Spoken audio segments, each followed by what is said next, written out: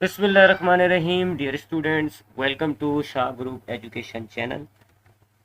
This is your biology class and I am your teacher sir Umair Gauri. Students, chapter number 1 जिसका नाम है introduction to biology, इस chapter को हम स्टडी कर रहे थे और आज की क्लास का जो हमारा टॉपिक डिस्कस करना है वो है यूनिसेलुलर ऑर्गेनिजम्स. हम देखेंगे आज की क्लास में कि ये यूनिसेलुलर ऑर्गेनिजम्स क्या होते हैं और एक एग्जाम्पल यूनिसेलुलर ऑर्गेनिज्म की हमने स्टडी करनी है.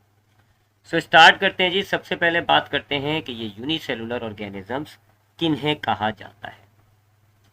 ये जो वर्ड है यूनिसेलुलर, यूनि का मतलब होता है एक, वन, और सेलुलर का मतलब होता है सेल से बना हुआ.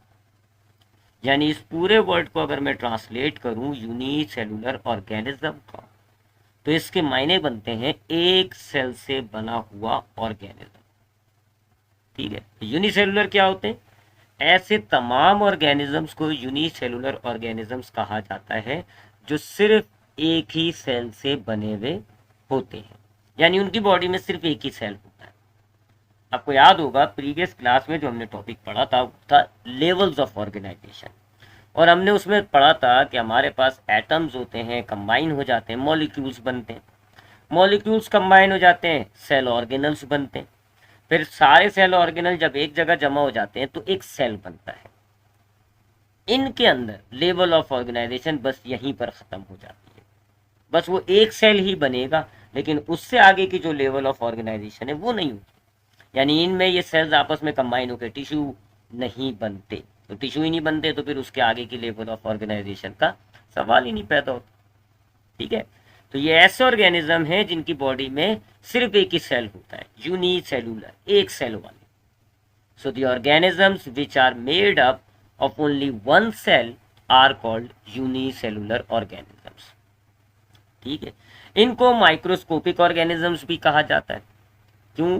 क्योंकि जो माइक्रोस्कोपिक ऑर्गेनिज्म है उनकी डेफिनेशन भी हम पढ़ चुके हैं कि ऐसे तमाम ऑर्गेनिज्म जो आपको नेकेड आईज से नज़र नहीं आए, बल्कि एक ऑप्टिकल इंस्ट्रूमेंट आता है माइक्रोस्कोप, उससे देखने में ये आपको नज़र आते हैं. तो ऐसे ऑर्गेनिजम्स को हम कहते हैं माइक्रोस्कोपिक ऑर्गेनिज्म. तो ये जो यूनिसेलुलर ऑर्गेनिज्म होते हैं, इनका जो एक सेल का, इनकी जो एक सेल का जो स्ट्रक्चर है वो इतना छोटा है कि आपको ये नॉर्मल आंखों से नज़र नहीं आएंगे. पानी में मौजूद होते हैं, हवा में मौजूद होते हैं, आपके इर्द गिर्द आपके जिस्म पर मौजूद होते हैं, बट साइज छोटा होने की वजह से ये आपको नज़र नहीं आ रहे होते. आप माइक्रोस्कोप का इस्तेमाल करें तो पानी में मौजूद जो यूनिसेलुलर ऑर्गेनिजम्स हैं वो आपको नज़र आएंगे. हर चीज़ में जो मौजूद यूनिसेलुलर ऑर्गेनिज्म है वो आपको नज़र आते हैं. तो ये जो यूनिसेलुलर है, साइज के हिसाब से ये माइक्रोस्कोपिक ऑर्गेनिजम्स होते हैं. तो ऐसे तमाम जानदार जो एक सेल से बने हुए हैं उनको यूनिसेलुलर ऑर्गेनिज्म कहा जाता है. ये माइक्रोस्कोपिक ऑर्गेनिजम्स भी हैं क्योंकि साइज के अतबार से ये आपको नॉर्मल नेकेड आई से ही नज़र नहीं आते, माइक्रोस्कोप से आपने इनको देखना होता है. अगर इनकी एग्जाम्पल्स की बात करें तो बेतहाशा यूनिसेलुलर ऑर्गेनिजम्स आपकी इस दुनिया में मौजूद हैं. पानी में, हवा में, ज़मीन पे, बेजान चीज़ों पे, हर जगह तकरीबन ये पाए जाते हैं. ये तो खुशकिस्मती है कि ये हमें नेकेड आई से नज़र नहीं आ रहे हैं. अगर हमें ये नेकेड आई से नज़र आ रहे होते तो इस वक्त हमें यही नज़र आ रहे होते हर जगह. सो इनकी कॉमन एग्जाम्पल्स में एक होता है एमीबा. डायग्राम भी आपको नज़र आ रही है. इसी एग्जाम्पल को हम ज़रा डिटेल में पढ़ेंगे, एमीबा को ही हम ज़रा डिटेल में पढ़ेंगे. स्टैग्नेंट वाटर में पाया जाता है, यानी ऐसे पानी में जो ठहरे हुए होते हैं, जैसे स्विमिंग पूल का जो पानी होता है, दरिया का जो पानी होता है, उनको हम कहते हैं स्टैग्नेंट वाटर. ऐसे पानी में होते हैं ये मौजूद. इनका कोई ख़ास शेप नहीं होता, यानी ये कोई ख़ास पर्टिकुलर ओवल शेप कह लें आप इसका, या सर्कुलर शेप, ऐसा कोई पर्टिकुलर शेप नहीं होता. इनका शेप चेंज होता रहता है, तब्दील होता रहता है. अभी आपको ये किसी शेप के नज़र आ रहे हैं, थोड़ी देर बाद आपको ये किसी और शेप के नज़र आएंगे. तो they has no particular shape. इसके अलावा एक बड़ा मशहूर यूनिसेलुलर ऑर्गेनिज्म है बैक्टीरिया. ये भी यूनिसेलुलर है, एक ही सेल होता है इसके पास, माइक्रोस्कोपिक होता है, माइक्रोस्कोप से ही नज़र आता है ये.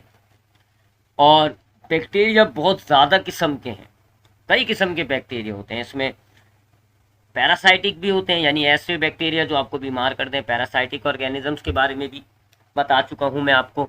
कि वो तमाम ऑर्गेनिज्म जो बीमार कर दें, they are called the parasitic. तो कुछ बैक्टीरिया पैरासाइटिक है, आपकी बॉडी में चले जाते हैं, आपको बीमार कर देते हैं।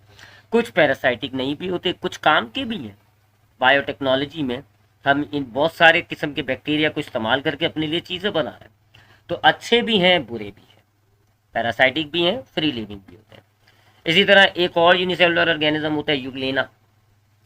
ये प्लांट्स की तरह ऑटोट्रॉप है। आपको याद होगा प्लांट्स ऑटोट्रॉप के का मतलब मैं आपको समझा चुका हूँ। वो तमाम ऑर्गेनिज्म जो अपना खाना अपनी बॉडी के अंदर प्रिपेयर कर सकते हैं, अपने ही जिस्म के अंदर ये खाना तैयार कर लेते हैं, उनको हम कहते हैं ऑटोट्रॉप। जितने भी पौधे होते हैं दुनिया के वो ऑटोट्रॉप है, अपनी बॉडी के अंदर ही खाना बना लेते हैं। तो ये जो यूग्लेना है ये भी प्लांट्स की तरह ऑटोट्रॉप होता है, ये अपने ही सेल के अंदर अपना फूड प्रिपेयर कर लेता है। ये आपको फ्रेश वाटर में, यानी जो मीठे पानी होते हैं दरिया का, झील का, वहाँ आपको ये मिलते हैं। तो ये कुछ एग्जाम्पल्स हो गए, एमीबा, बैक्टीरिया, यूग्लेना, ये तीनों यूनिसेलुलर है, एक सेल के हैं। देख लें आपको डायग्राम में इनका सिर्फ एक ही सेल नजर आ रहा है। माइक्रोस्कोपिक होते हैं, आपको नॉर्मल आंखों से ये नजर नहीं आते, माइक्रोस्कोप से ही देखेंगे आप इनको। वैरायटी बहुत है। एमीबा को कोई शेप नहीं है, बैक्टीरिया जरा डिफरेंट शेप का होता है, लंबे से भी होते हैं, गोल गोल शेप के भी होते हैं। एमीबा हेटरोट्रॉप होता है जी एनिमल्स की तरह, बैक्टीरिया जो है वो ऑटोट्रॉप हेटरोट्रॉप दोनों कैटेगरीज होती हैं, जबकि यूग्लेना ऑटोट्रॉप होता है। तो वैरायटी बहुत सारी है, मैंने आपको पहले कहा है, कई किस्म का माइक्रो ऑर्गेनिज्म है आपकी इस दुनिया में मौजूद। सो अब इसमें से एक एग्जाम्पल के तौर पे हम जो स्टडी करेंगे वो है एमीबा। एमीबा के बारे में मैंने आपको इसका हैबिटाट बताया कि आपको ठहरे हुए वाटर में मिलता है, यानी स्टेगनेंट वाटर में आपको मिलेगा, जैसे कि पॉन्ड्स हो गए, लेक्स हो गए, पूल्स हो गए, इन जगहों पे ये आपको मिलता है। ठीक है, ये समंदर के पानी में नहीं मिलेगा क्योंकि वो मोशन में होता है, हरकत में होता है, ये ठहरे हुए पानियों में पाया जाता है।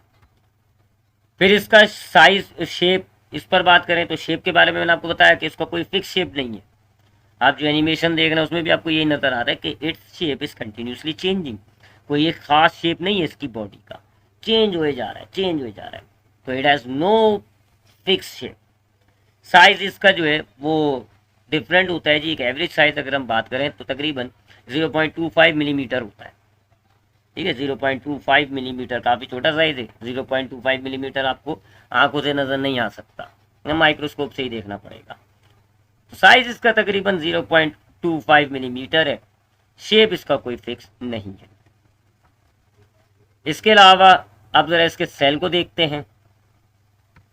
ठीक है, एक, हाँ, अगर इसके सेल का जो एक ही सेल इसकी इसकी इसकी बॉडी में जो एक ही सेल पाया जा रहा है, थोड़ा सा उसको ज़रा देखते हैं। इसका साइज पहले तो जरा मैं आपको बता दूं, इसके अंदर देखिए मेजर ऑर्गेनल कौन कौन से हैं जी।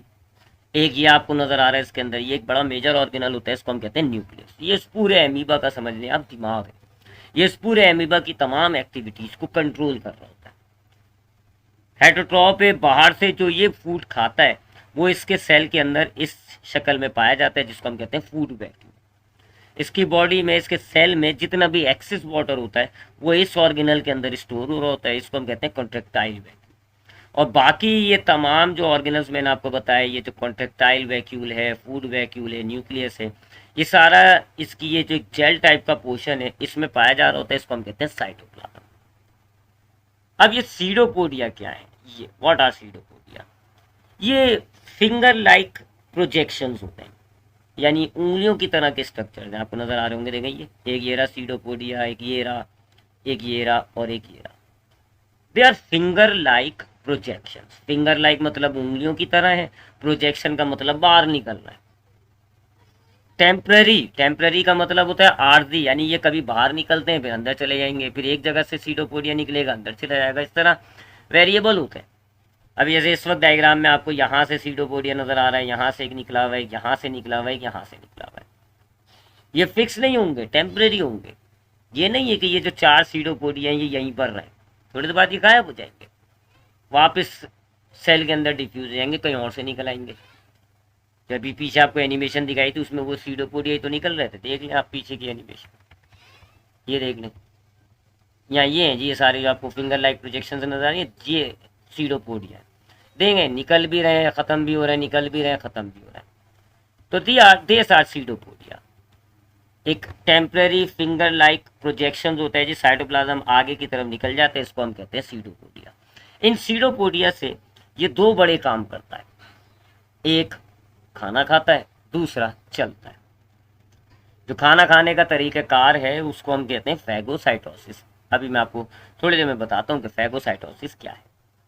बाकी ये स्ट्रक्चर मैंने आपको बता दिया कि इसके सेल के अंदर जो जेल टाइप का पोर्शन है उसको साइटोप्लाज्म कहा जाता है। उस साइटोप्लाज्म में सारे ऑर्गेनल्स होते हैं, लेकिन जो बड़े इंपॉर्टेंट ऑर्गेनल है, एक तो न्यूक्लियस होता है जो उसके पूरे सेल को कंट्रोल कर रहा होता है, फूड वैक्यूल होता है जिसके अंदर इसका फूड मौजूद होता है, कॉन्टेक्टाइल वैक्यूल होता है जिसमें इसने एक्सेस वाटर को स्टोर किया होता है।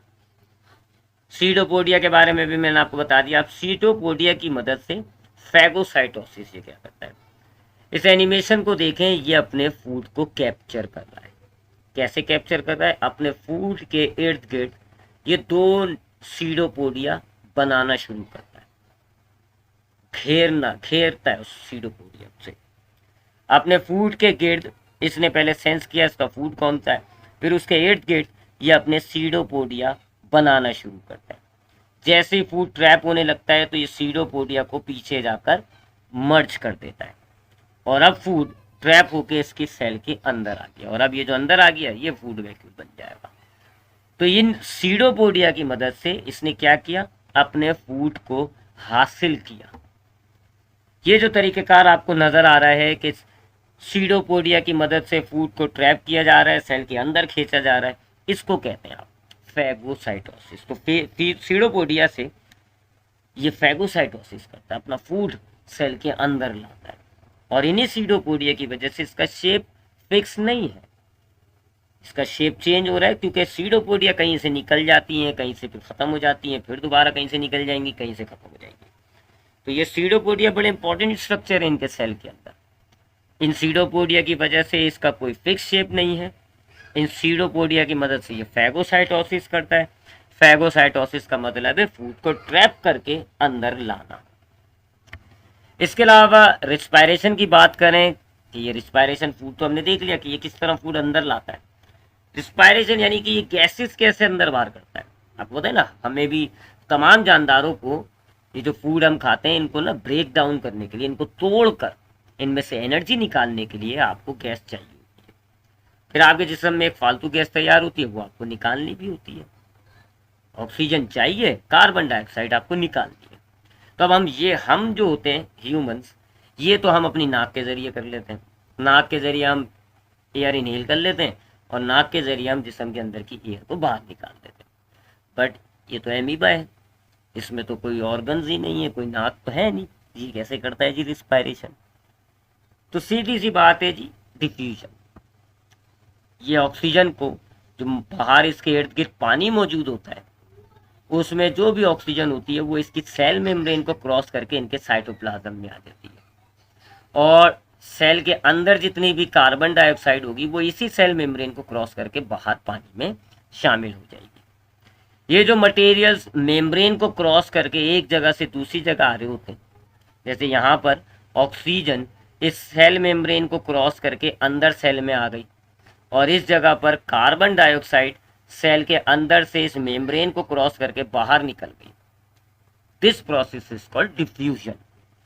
मेम्ब्रेन को क्रॉस करके अगर चीज एक जगह से दूसरी जगह जाए, इसको हम डिफ्यूजन, ऑस्मोसिस, इस तरह के टर्म्स कहते हैं जी। आगे बायोलॉजी में चैप्टर 4 में हम जरा इनको डिटेल में देखेंगे। तो ये सिंपली डिफ्यूजन के जरिए जो गैस इसको चाहिए मेम्ब्रेन के जरिए अंदर ले आता है, जो गैस इसको बाहर निकालनी है मेम्ब्रेन के जरिए ये बाहर निकाल लेता है। तो ये एक एमीबा एग्जाम्पल थी। सो आज की क्लास में हमने सबसे पहले देखा कि यूनिसेलुलर ऑर्गेनिजम्स क्या होते हैं। वो तमाम ऑर्गेनिज्म जो एक सेल से बने हुए हैं, made up of only one cell, are called unicellular organisms. They are microscopic होते हैं, साइज इनका बहुत ज़्यादा छोटा है, सिर्फ माइक्रोस्कोप से ही दिखते हैं। एग्जाम्पल्स जो मैंने आपको बताई, एक एमीबा, एक यूग्लेना, एक बैक्टीरिया, काफ़ी वैरायटीज़ हैं जी। ऑटोट्रॉप भी होते हैं, हेटरोट्रॉप भी होते हैं, काफ़ी किस्म का। हमने जो एग्जाम्पल पढ़ी वो है एमीबा। स्टैग्नेंट वाटर में ये पाया जाता है, इसका कोई फिक्स शेप नहीं होता, साइज इसका तकरीबन 0.25 mm होता है। इसके सेल के अंदर किनारे की मेम्ब्रेन कहलाती है, मेम्ब्रेन के अंदर जितना भी फ्लूइड है वो एक जेल की तरह का होता है, उसको साइटोप्लाज्म कहते हैं। जैसे इस डायग्राम की अगर हम बात करें तो ये ब्लैक लाइन से जो आपको नजर आ रही है ना, ये कहलाती है इसकी सेल मेम्ब्रेन। फिर ये जो ब्लू पोर्शन में जो इसके अंदर का सारा पोर्शन ही इस तरह गाढ़ा जेल की तरह का होता है, इसको हम कहते हैं साइटोप्लाज्म। इस साइटोप्लाज्म में बहुत सारे ऑर्गेनल्स होते हैं। आप आगे की बायोलॉजी में आहिस्ता आहिस्ता उन ऑर्गेनल्स को पढ़ेंगे। अभी हमने एक बस न्यूक्लियस डिस्कस किया जो सेल की तमाम फंक्शंस को कंट्रोल करता है। कॉन्ट्रेक्टाइल वैक्यूल डिस्कस किया जो फालतू पानी को स्टोर कर लेता है। फूड वैक्यूल डिस्कस किया, ये जो भी फूड ट्रैप करके अंदर लाएगा वो फूड वैक्यूल बन जाएगा। फिर ये बताया मैंने सीडोपोडिया क्या होते हैं। ये जो साइटोप्लाज्म में आपको ये जो उंगलियों की तरह के स्ट्रक्चर बाहर निकलते हुए नजर आ रहे हैं, जो कि टेम्पररी होते हैं, इनको कहते हैं सीडोपोडिया। इन सीडोपोडिया की मदद से ये फैगोसाइटोसिस करता है, यानी अपने बाहर मौजूद फूड को इन सीडोपोडिया की मदद से ट्रैप करके अंदर ले आता है। This process is called phagocytosis. और अगर इसे गैस एक्सचेंज करनी है, ऑक्सीजन लेनी है, कार्बन डाइऑक्साइड निकालनी है, तो अपनी ये मेम्ब्रेन के जरिए इन गैसेस को डिफ्यूजन कर देता है। गैस बाहर होगी, मेम्ब्रेन क्रॉस करके अंदर आ जाएगी, अंदर की जो गैस होगी मेम्ब्रेन क्रॉस करके बाहर चली जाएगी। इस प्रोसेस को हम कहते हैं डिफ्यूजन। सो ये थी जी आज की क्लास। आज की क्लास में हमने यूनिसेलुलर ऑर्गेनिजम्स को पढ़ा with an example of amoeba. इंशाल्लाह नेक्स्ट क्लास में मुलाकात होगी अगले टॉपिक के साथ। ख्याल रखिएगा अपना।